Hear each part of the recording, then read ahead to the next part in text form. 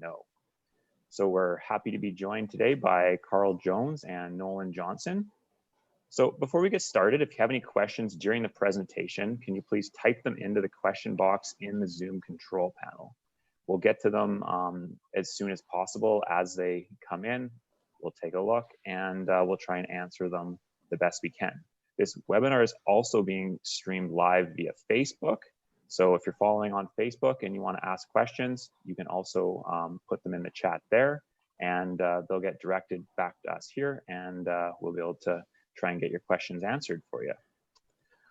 As a recorded version of this webinar will be available at a later date, and French translation will be added to the recording, we also will make it available, the slide deck from the presentation as well. You'll be able to find these on the webinars page of the Archery Canada website under programs, along with shared elements of our previous webinars. All right, so first, again, just get through some of the introductions here, and we'll get into this presentation for you today. So again, thank you everyone for joining us and be interested in ASA in Canada. So the first question that we're going to go over is, what is ASA Archery and how is that maybe different to some of the other forms of archery that you've shot in before? So the biggest difference between ASA from, an IBO type scoring ring is that there's different values awarded for the different rings. So you can see on the screen here now we have the graphic up. And in your top left-hand corner, you can see the ASA scoring ring. And then on the right side is your IBO. So you can see there is the 12 rings in the ASA scoring. So there is no 12 ring in IBO scoring, so that's one difference. The other major difference is the 14 ring, which you see at the far or the top back end of the kill zone there in the 8 ring. So that 14 ring is only in play in shoot off events. So in a regular ASA 20 target round, that ring is not an option to shoot. The rings that you can shoot for points in that or in your 20 target qualification round at an ASA shoot are going to be your 12, your 10, your 8, and then of course a 5 or a miss. So the 12 rings, they're a little bit different too. You can see they're staggered. So there's one high and there's one low. So there's two 12 rings on an ASA target. And you can shoot the bottom 12 ring and you don't have to call it. If you choose that you want to shoot the top 12 ring, you have to make that known that you're going to shoot the top 12 ring. If you don't call the top 12 ring and you shoot in the top 12 ring, that score would be marked as a 10. So the scoring's a little bit different. Takes a little bit getting used to. It's can be more of a chess match in some cases that you can make points up a little easier. Also, there's some risk and reward depending on the target, its distance, size. Whether you're going to try and shoot a solid 10, maybe try and drop into that 12. You don't want to fall out of it and end up an 8. So that's just a really quick overview of kind of the ASA scoring system.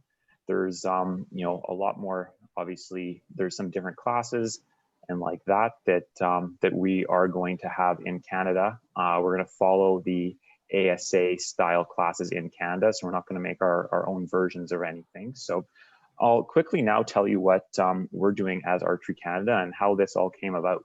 So in 2019, myself and a few other key people in the organization approached ASA, the body in the US, to try and come to a collaborative agreement because of people like Carl and different clubs in Ontario that were starting to get interest in hosting these events in Canada. We wanted to be able to offer ASA style tournaments to our members in Canada as a whole and have it be something that Archery Canada supports across the country from coast to coast. So we were able to do that in January of 2020 this year. We officially announced our agreement that we signed with ASA. So that agreement gives both Canadian archers and ASA member archers the ability to shoot cross-border with no additional fees. So as an Archery Canada member, you can go down to an ASA shoot in the US, register and not pay any additional fees. So this is a great benefit to our archers, to our members, that you can now do this. as well, it also gives us the ability in Canada to host ASA events under their brand. And so that's our goal as Archery Canada. We've established a working group and we're working towards this. So for 2021, our goal as Archery Canada is to be able to have 2 to 3 ASA style events in each province right across the country. So having this discussion here today is just to help clubs get a grasp on how it's not that big of a leap to do to be able to host these tournaments, even though you may not have a full set of ASA targets. There's some workarounds that I think Carl's probably going to talk about when we get into that, as well as Archery Canada's already started working with our provincial and territorial organizations as to how we can support them in target acquisition. So it's something that we're working on. That's I think going to be the biggest hurdle for all clubs is how are we going to get these targets if we only have IBO scoring system right now. So we hear that and we're working towards trying to help ease that burden. Another thing that we're doing is planning into the future and looking at how we can make ASA bigger in Canada, and that's going to be through hosting of events. So the Archery Canada led initiatives, whether they be a Western Championship, an Eastern Championship, cross-border events. The possibilities are endless, but it's definitely something that we plan to put effort towards and try and grow in Canada. So. All right, so I think we'll now introduce our 2 panelists that have been gracious enough to join us today. So first we have Nolan Johnson from Yorkton, Saskatchewan, longtime archer, hunter, avid bowsman. So he's taken time of his day to join us, and he's an APA staff shooter. He's done quite a bit of ASA events in the US, shooting their National Pro-Am series down there. So he brings a wealth of knowledge and experience. He's also done a number of Canadian championships here. Provincially, he's involved with their sport organization as vice president of ASA Archery. So I'd like to welcome Nolan today. And then as well, we have Carl Jones. He's been one of the pioneers for ASA in Canada. Him and some others in that kind of Ontario region there. So Carl joins us from Porcupine Hollow Archery Club out of Spencerville, Ontario. And he's the president of that club. He's hosted a number of ASA tournaments at his own club. So he brings, kind of the do's, the don'ts, what's worked, what hasn't. As well, he's a average shooter as well. He's shot in a number of ASA events in the US, as well as ones that have been hosted in Ontario. So welcome, guys. Thank you very much. And I'll maybe go right into our first question here. So this question is in Canada, and this is probably a question more directed for yourself, Carl, but Nolan, you can feel free to jump in. So in Canada, as members of World Archery and partners now with ASA, we see various forms of archery and 3D archery nationwide. Carl, knowing that many clubs are currently better situated to host IBO style shoots, can you outline what the first items the clubs will need to consider when preparing to hold an ASA tournament? Good afternoon, guys. Really, in my experience, there's been not a lot of difference. We started out having Reinhardt and Mackenzie targets, all older, and there is a picture that I sent that they can maybe put up that we just went about and burned our lower 12s and upper 12s into the target. There's a picture there. The location of them may not be exact, but there is a lower 12 and there is an upper 12 and there is a 14 if we did have it in the shoot off.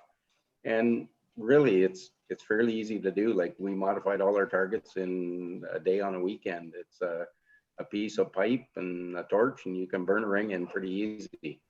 And as far as course setup, not a lot of difference. Like typically the ASA, you can see the next target next to you. They're really close together in most instances. But at our club, we've pretty much stayed to the standard course just because we want to take take into the use of all the terrain we have here, and we have some pretty good hills in that. And if we maintain the really close proximity to each other, then we wouldn't be able to do that. And typically, lots of the shoots in the States, there isn't a lot of terrain variation, so they can put the targets close together.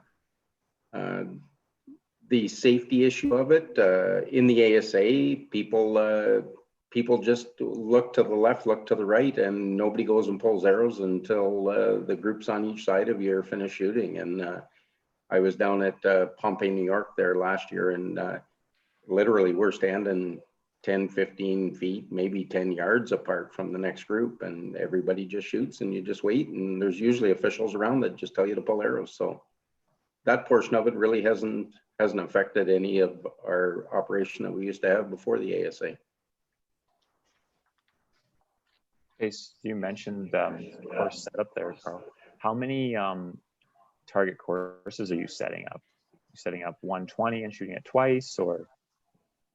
We have 2 courses of 20, and actually purchased 20 targets, ASA targets out of the States. So I started this in 2018 before Archery Canada was involved. And we set up 20, and there is a couple other clubs that were close by, and we all bought targets together for the second year. So the first year I had 20 ASA and I had 20 Mackenzies that we modified.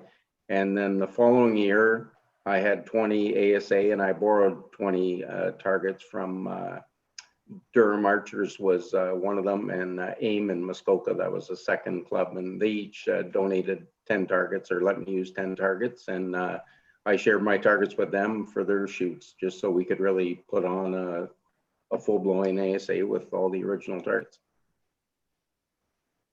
Perfect. And how did you find, what was the feedback from shooters? You know, say if you take an older Reinhardt insert that's maybe had the 11 shot right out, or, you know, there's still some life to it, and you burn in your ASA rings, what's the feedback like from the archers? Well, we didn't do that. We bought new inserts for the Reinhardt targets, or ones that were not in bad shape. We had no targets that were in really sad shape, so burning the 12s in, it is a different spot, but I don't want to put a target up that's got a 2-inch hole blowing through it right in the center vital, and you're trying to shoot an inch below it. Like, it's kind of distracting, I would say.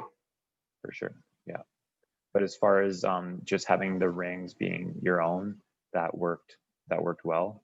Well, and as I say, when you're shooting a Reinhardt target, or I should say, when you're shooting an ASA target, all the targets now are the same size scoring rings. Like whether it's a turkey, a deer, whatever, they have the standard 10 ring. It's all the same. The 12s are the same. Whereas the Reinhardts, the 10s are smaller depending on the size of the target. When you get down to a turkey, the 10 is very small. And I burned 12s in that were literally the size of a dime just to fit them inside the 10 ring. So it was a little more challenging for the guys to, for sure, to shoot the old Reinhardt targets, but it was fair for everybody, and everybody really liked it the first year, and that's why we went ahead with the second year and tried to acquire more targets, which I had purchased another 20 for this year, which I canceled, and they were kind enough to refund my money because of the COVID. So, right, good. Okay, next question. Again, this is for you again, Carl. So when you're preparing to host ASA shoots at your club in Ontario, what would you say is the biggest hurdle you had to overcome to hold a successful event? And how'd you overcome the challenges?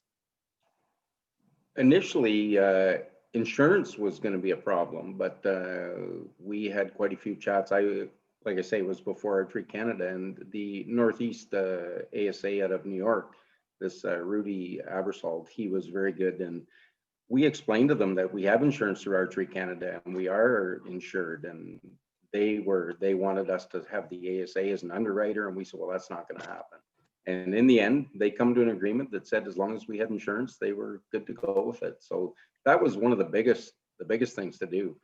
The rest of it was nothing. There was really to figure out the groups. As you know, if you've ever looked at the ASA, they have a ton of categories, like a ton.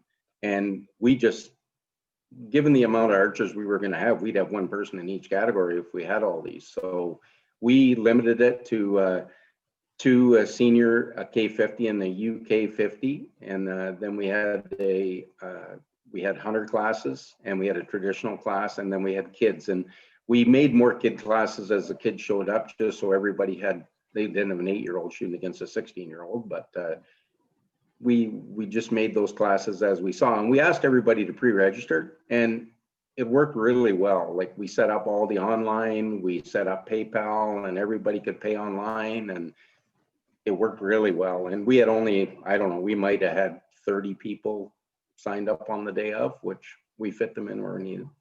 Nice. So what size of shoot have you guys been getting for numbers there? The last shoot we had 171 shooters, and the one before was 177. And this year was looking like we were going to do really good, but as you know, nothing much happened. Yeah. So it sounds like your biggest challenge, you said initially, was insurance. Now, I guess with Archery Canada stepping in and our involvement, that's no longer going to be a hurdle for clubs to overcome. No, that's not a problem now. Yeah. So the other thing I heard you mention was just talking about classes. So I'll just speak to the viewers, just saying that classes, Archery Canada and our working group, we've been working at going through the ASA classes because there is so many, and just looking at what are most people likely to shoot, and what's going to work the best here in Canada. So initially there is going to be a limited number of classes, just because of exactly what Carl said. We just don't have the numbers at events to have every single class that is offered. So don't be surprised if maybe your class isn't offered, but all of the main classes will be able to be known, they'll be unknown, and then of course the kids classes, traditional classes. So look for those to be, coming out in the weeks to months ahead for clubs to be able to take a look at and see what classes are going to be offered here in Canada. And of course, if you have feedback, please let us know. So again, now we're going to switch gears. We're going to give Nolan a crack here. So Nolan, switching to an archer's or participant's perspective, for archers who may have never attended an ASA style shoot before, what would you say will be the key items for them to know to prepare for the event? What should you highlight as differences, from attending an IBO shoot? Yeah, so I guess to reiterate on the classes, that's when I started going down, that's one of the major differences is knowing which class to go into. I think number-wise, I think there's like 47 ASA classes, different classes down there. I mean, between youth and then when you get into the traditional barebow stuff, they also have like an Olympic style class down there. So I mean, for world archery and people that are shooting target, you can fit anybody from target shooters to hunters to a 3D archer to go into these ASA events. They also do the amateur, the semi-pro, and the professional divisions down south, which is nice, with what they call a move-up guideline. So you can't, as opposed to sandbag, sitting in the hunter class all year or for 5 or 6 years and always winning first. They make you move up if you get a certain amount of money, make a certain amount of money, or place in the top 10 or top 5 once or twice, you actually move up to the next division higher. And then as well, they do have like you said, the known and the unknown classes. And they also have classes that combine the known and unknown. So you'd shoot 20 targets known, and then your next 20 you'll shoot unknown. So there is, some differences there between the IBO and ASA. And one of I guess the bigger ones is the speed cap that they put on. IBO, no speed cap. You can shoot 320, 330 feet per second, 5 grains per pound, basically.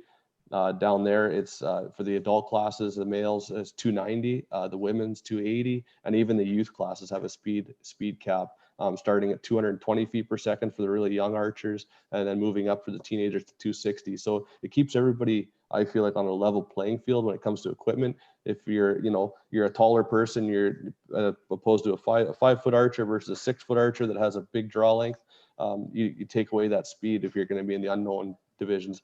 Known divisions, I don't feel it does make a big difference, the speed cap, but for the unknown, very, very much so.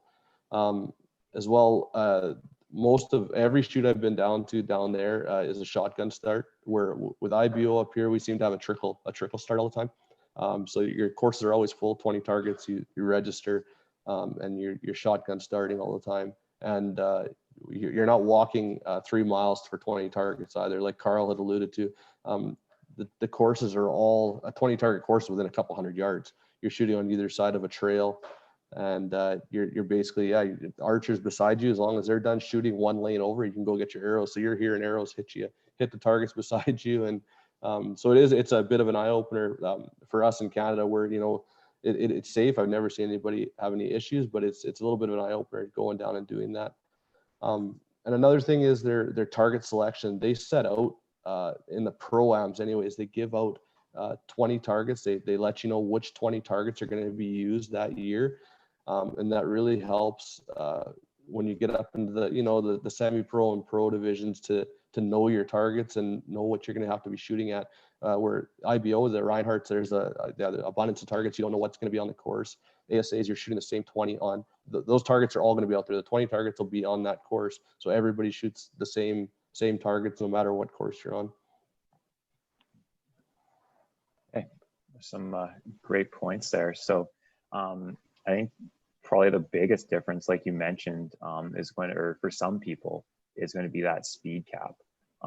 So how did you find making that adjustment, going to that 290? Yeah, for me, I mean, I usually for IBO shoot just around that 300, so it wasn't a huge adjustment for me. I think more it's going to go more into I think the males, the adults it's not going to be too bad. It's going to be the females with that 280. Like there's some, you know, some women, they try and we all do it. We try and get our bows up close to 300 as we can for the unknown divisions to help in case you're out that yard or two on your guess. And that 280 that's a big difference. So it's it's going to be a big jump. Like, you know, if we go to that and go 280 for some people to judge targets, you're going to have to be on your game, and you do have to be on your game when you're judging a yard out and you're out of the 12 ring. Just to add, in our senior division here, we were also limited to 280. The masters division, the over 50 was also limited to 280. I think that's the biggest feedback that I've heard from archers initially, is just getting used to that adjustment, especially if you're shooting a fast bow and then now having to tune it down, that your yardage estimation becomes a lot bigger part of the game than you maybe got away with some errors before, where, you know, you're going to notice them a lot more now. That was a lot of ground we had to try and make up with the people from Quebec, because they're predominantly IBO and they were really skeptical on the speed limits and that. But that being said, I think we had 30 or 35 from Quebec the first year, and I think we had close to 50 some the second year. And they enjoyed it as much as anything. And I think that it's probably going to help Quebec in the long run, that they will be switching over to some of the ASA stuff, I would think. Yeah, no, I think it's just a different game, I guess, right? The IBO to the ASA, it's just different scoring rings, different speed caps. So yeah, it's just a little more strategy, I think, too, as well. So that's, I guess, my next question to bring to you, Nolan, is what would be the biggest strategy differences between IBO and ASA? I mean, I shoot I think for judging yardage, it's the same strategy. However you judge your targets in IBO, you're going to most likely do the same in ASA. If you use target size, or if you're using ground, whatever you're using. The biggest strategy, I mean, we talked about the 12 rings. IBO, obviously, everybody knows you're aiming center 10 to hit that 11 ring. Where the ASA, those 12s are they're off into the side. They're bottom right, bottom or top left, you know, or vice versa. So if you're 1 inch out of that 12 ring, you bury your pin, or you're shooting for that lower 12 and you're 1 inch out, that's an 8. And if you're 4 or 5 inches out, that's a 5. Now, when you're shooting the IBO, you can be an inch or two out. You're still safe. You're in the 10. You know, that's kind of par. That's what we're shooting for. If you catch 11's great, but that's the biggest strategy difference is when do you shoot that, you know, that upper 12, or when are you going to really bury that pin to make that shot on that 12, upper or lower, it doesn't matter which one. So it's your misses are critical in ASA. They can cost you a lot more points than it can in IBO. So for you, what what did you find when you first started? Were you just trying to shoot for the 10s, and then if you happened to catch a 12, that was great? Or did you go in with a strategy, your first event? Yeah, I guess that's the one thing in the pro-ams. Like, I never shot any of they have state qualifiers in the smaller ASAs. In the pro-ams, when I went down there for my first year, I went straight into the K50, the semi-pro class, no 150. And the courses, my average shot was like 45 yards. There was I rarely put my pin under 40.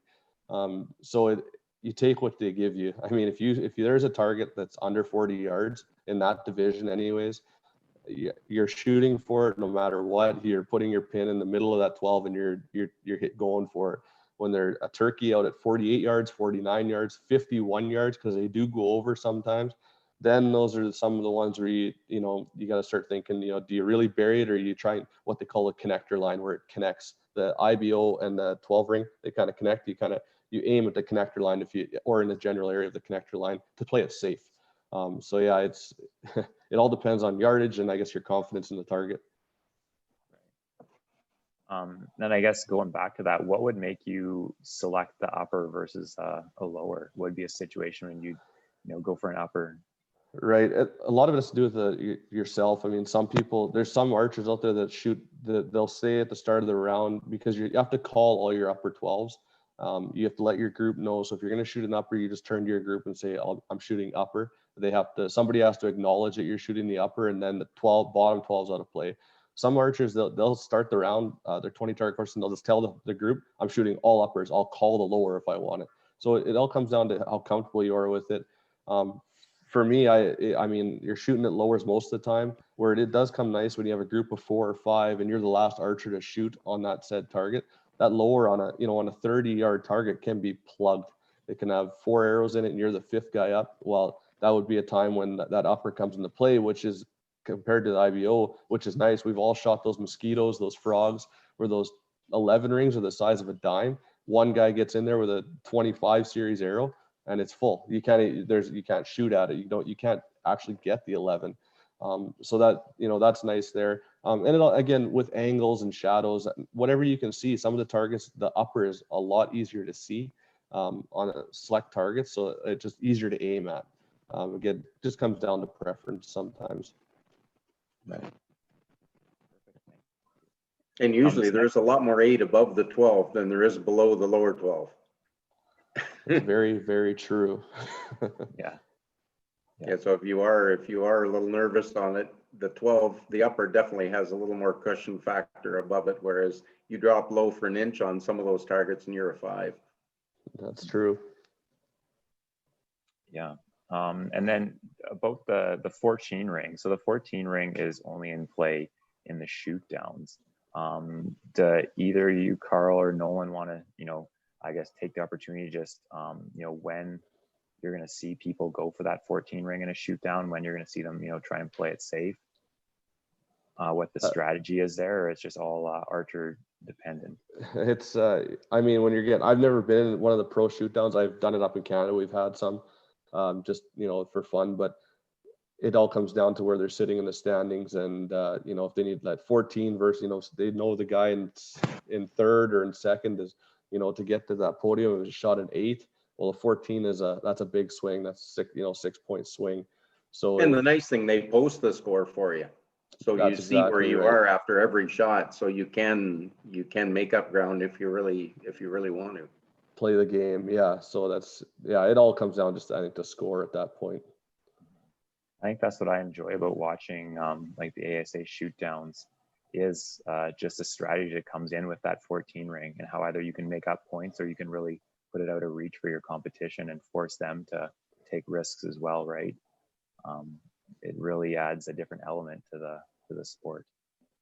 It is fun for the spectators, for sure. Mm-hmm. Okay, so next question's going to be back at you here, Carl.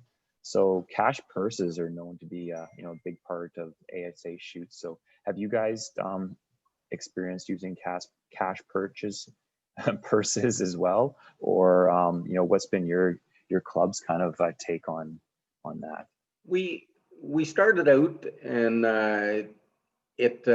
we sort of put it out to the shooters. Lots of them are coming that they want a cash class, and most of the consensus initially was we were only going to have shoot offs in the cash class. So if in the hunter class and the traditional class and that we didn't have a shoot off for the 14s in the last 5 targets.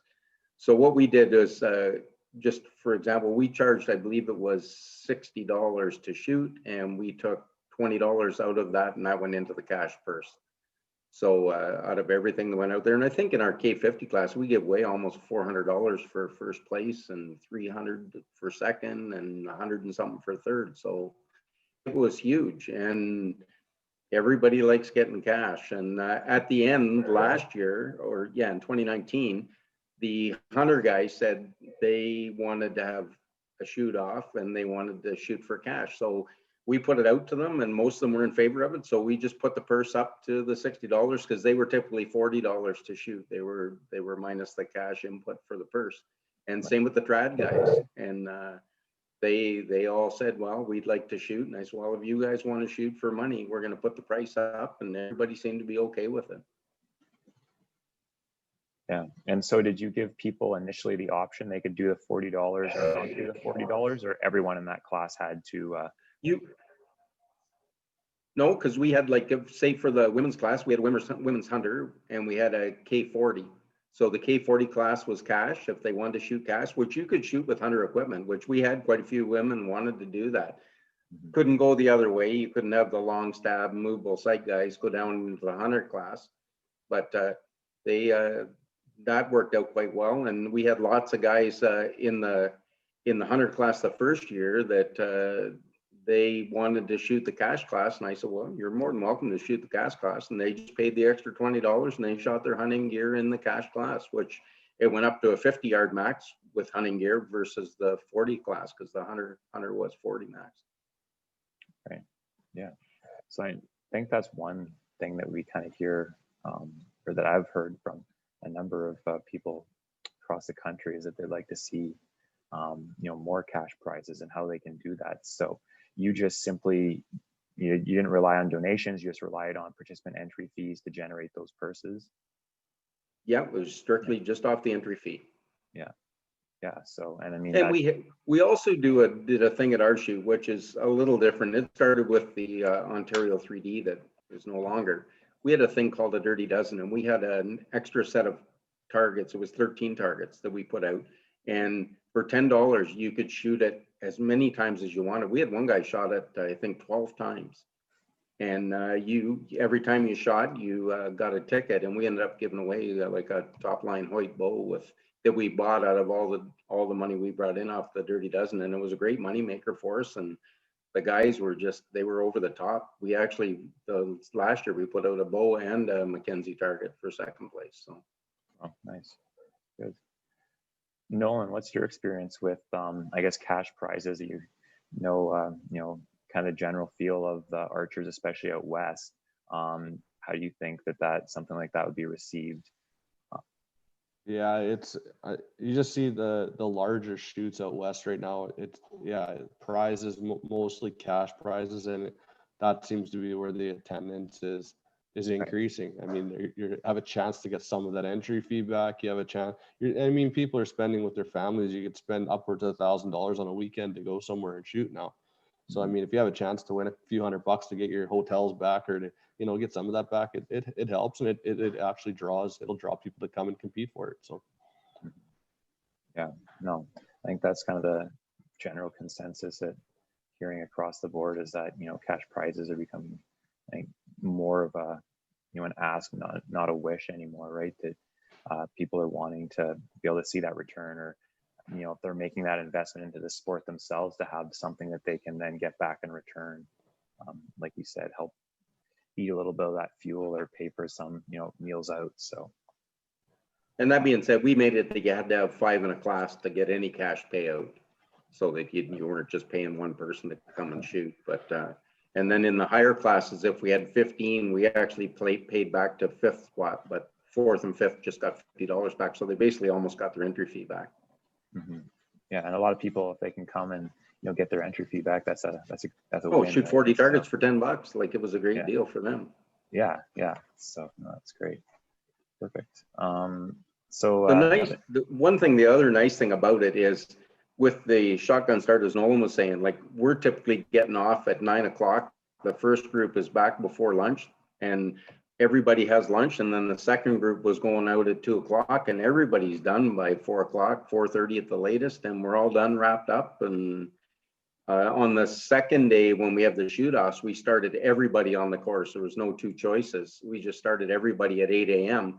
and we were done well before lunch. We had the shoot-offs done and everybody's on their way home like early afternoon, 3 at the latest. So that's one of the real benefits over it. And so why do you think that they run a little bit quicker than your experience with some of the other IBO events or Archery Canada style? For sure, the known speeds up. Like the known guys shoot way faster than the unknown guys, and there tends to be the majority. We're finding the numbers are huge in the known class now, so they typically move along quite fast because they don't have to sit there and judge, and there's no way they take 2 minutes to get their shot off. Yeah, yeah, no, definitely. Unknown guys can take their time sometimes, especially when there's not a judge standing there. So. Oh yeah, I can. Yeah, yeah. Okay, but so we had guys on course, and if people were holding up, we'd make sure they sped up and got going. Yeah, perfect. So what would you say, Carl, if you're talking to a club right now and they said that all they had was just IBO inserts, and maybe they didn't want to burn them? Did you guys have any experience shooting with just an IBO insert and trying to run ASA style rules? Or when we talked to the ASA initially, before you guys were involved, they wanted it to come here so bad they were letting us use any targets we wanted. If you didn't want to burn the 12s, you could use a center 12. Like they really didn't care. They wanted you to follow their classes and their speed restrictions and everything else, but they were open to using whatever we got. So like really I don't think it deterred from the targets much. Like, so you have a little burnt ring in it. Like the course, if you're hosting a lot of shoots, the course get shot out pretty quick anyways. Yeah, yeah.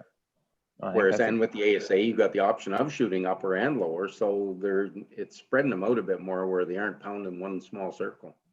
Mm-hmm. Yeah. And so would you say that did you guys ever try shooting the 11 as a 12? And how did that work? Or you just went ahead and burnt all your cores? We burned them right off the get-go just so we could try. Right. And really I hadn't gone to a lot of ASAs at the time, and really my orientation on some of them was not correct. Like usually the lower 12 is back into the vitals and the upper is towards the shoulder, which some of ours were vertical, but okay. Like I said, everybody's got binoculars and it was fair for all. So if the orientation wasn't quite right, then we tried to fix it the next year, but it's live and learn. And next year, the next tournament we have, we'll make sure we have 20 more targets. I think that's going to be a lot of what this is for clubs right across the country. It's just going to be, a learning process, and for us as well at Archery Canada on, what classes are needed, what's working, what's popular, maybe what's not, and then, as well, letting clubs know that they can just use their IBO inserts. They don't want to burn rings in them initially, but they want to try and host an ASA style event. But, just call. And if you guys are going to come on board with like helping people acquire targets and that, it's a no-brainer. Like I think that most people will really enjoy it, and you'll see that your numbers and your shoots will go up.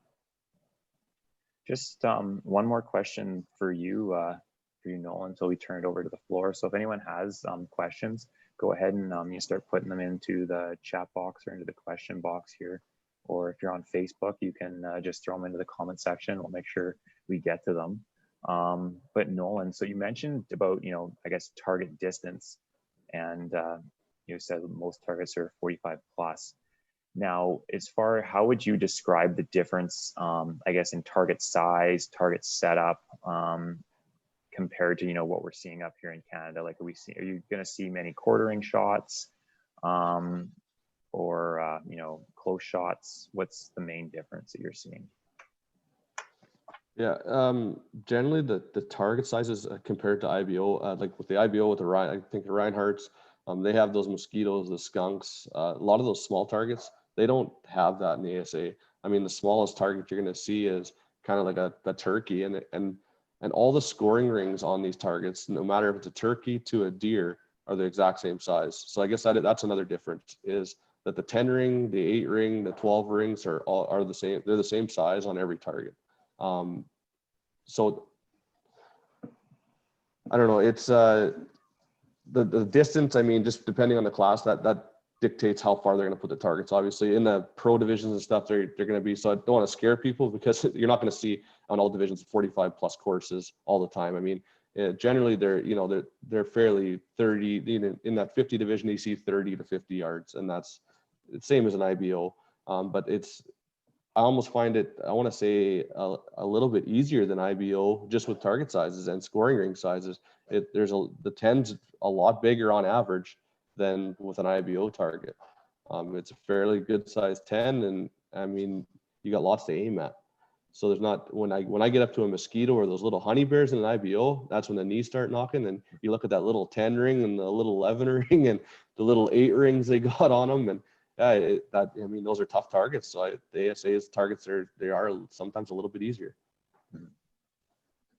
That's some good points to point out, and as well, like you said about the difference in distance, where the pro classes are going to be shooting that 45 plus. That's definitely not what we're going to be encouraging our clubs to do here in Canada. We want to keep the distance. That's something that's going to be fun for everyone, right? Well, you still use multiple stakes. Like, we've been using multiple stakes as well on ours. Like, we don't, in the ASA in the States, they have like a separate pro course, which we don't. We have the multiple stakes with all the different colors on. So you can make it user friendly for all the 100 classes and all the smaller classes too. Yeah.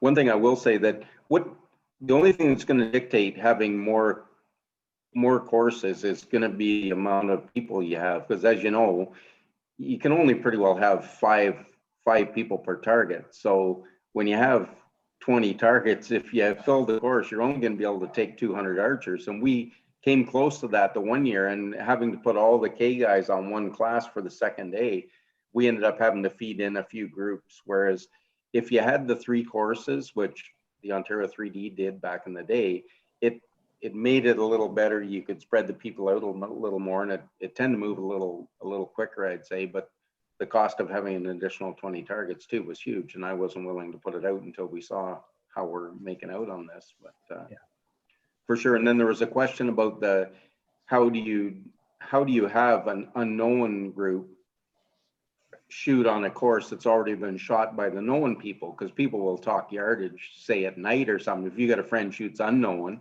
and people shoot known, and then they're saying, well, the known guy shot that course and he's got a friend that's going to shoot unknown. Well, I went around at night myself, and I just on the known, where the known guys were going to shoot, or where the unknown guys were going to shoot on a known course, I just moved the stakes around a bit. And if somebody was told that it was 43 yards, they'd get a shock when they found out it was 39. So there's ways around it. It took a little bit more work, but if you had the additional course, you could shoot A and C, and then you could shoot B and C, and you could always shoot the known guys after the unknown guys. So there was no talking. Yeah. No, excellent. And then just how did you find your cores held up, compared to always having that center 11 being shot? Was there any more use out of them, do you think, having the 212 rings? Or we're good. We've had say 2 tournaments, say 300 and some archers through, and we're still using the same course. We haven't had any of the cores blown out yet. Yeah, I think the bigger target size as well helps, like how Nolan was mentioning some of our small, especially the Reinhardt targets, like the skunks and those honey bears and stuff. Well, and everybody's shooting at us at one spot. Yeah, you're shooting for at sure. It's a difference. size of a toonie or a dime. Yeah. So yeah, so it kind of leads into, I guess, our first question here from the chat, and it's approximately how much does a set of ASA targets cost? So I'll maybe let Carl, if you want to take this one. I know you have experience buying sets. Archery Canada is currently looking into this and working on this. But I think, Carl, you can probably answer this as good as anyone else.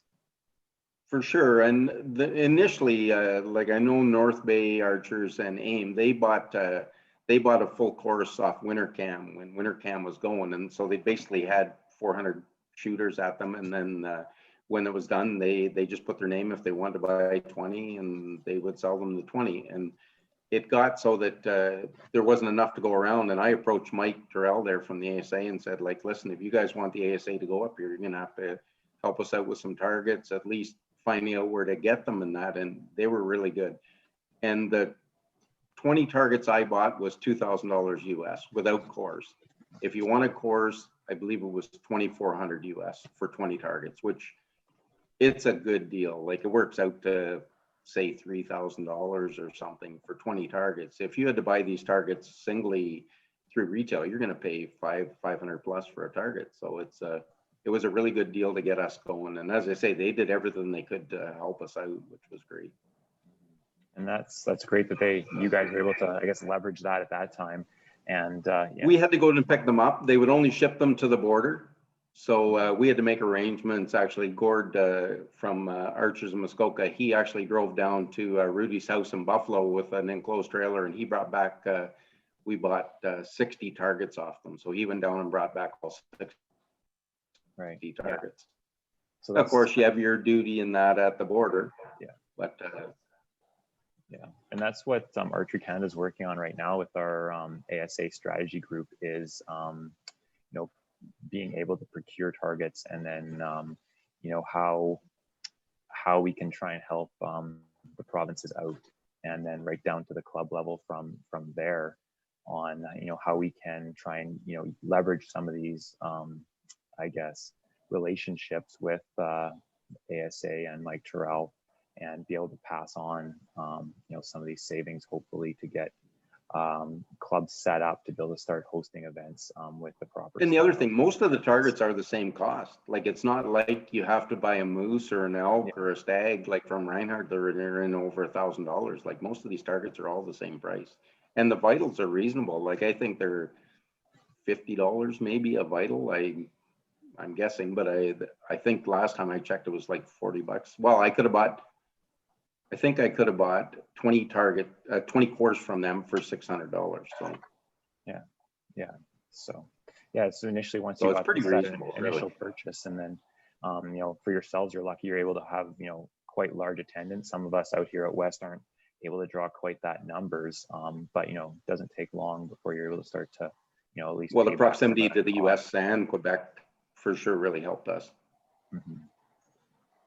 So we got another question here, and it's just as far as speed cap goes. So just clarification, I think I was just hearing a bunch of different numbers, us maybe talking too quick. So Nolan, you can probably just go over a little slower for everyone listening on the different speed caps as far as masters women, and then senior men, and then if you know off the top of your head the youth ones.